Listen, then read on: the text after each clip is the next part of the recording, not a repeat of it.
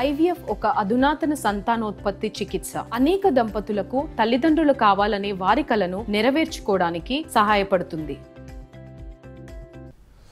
అదానీ వ్యవహారంలో సెబీ పాత్ర లేదంటూ సుప్రీంకోర్టు సూచించింది అన్నారు బీజేపీ నేత రఘునందన్ రావు. ప్రధానమంత్రి అవుతానన్న కల ఆవిరైపోతుందవడంతో రాజ్యాంగ వ్యవస్థపై అవాస్తవాలను రాహుల్ ప్రచారం చేస్తున్నారని ఆరోపించారు. అదానీతో కలిసి భోజనం చేసినప్పుడు తెలంగాణలో పెట్టుబడులు పెట్టాలని రేవంత్ ఎందుకు చెప్పారో చెప్పాలన్నారు. ఈ దేశ సర్వోన్నత న్యాయస్థానం సుప్రీంకోర్టే అట్లాంటిది ఏం లేదని సెబీని తన పని తను చేసుకోమని చెప్పింది.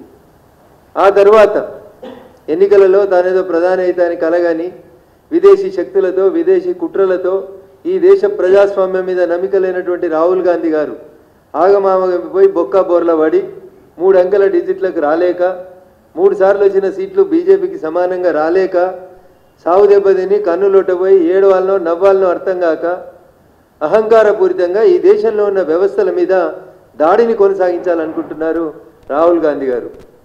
దానికి ముఖ్యమంత్రి గారు లాంటి వాళ్ళు దందాలు చేసుకునేటోళ్ళు మా తమ్ముడు దందా చేస్తే తప్ప అని అడిగిండు. మీ తమ్ముడు దందా చేస్తే తప్పు కానప్పుడు సెబీ చైర్మన్ షేర్లు కొంటే తప్ప అని నేను అడుగుతున్నాను.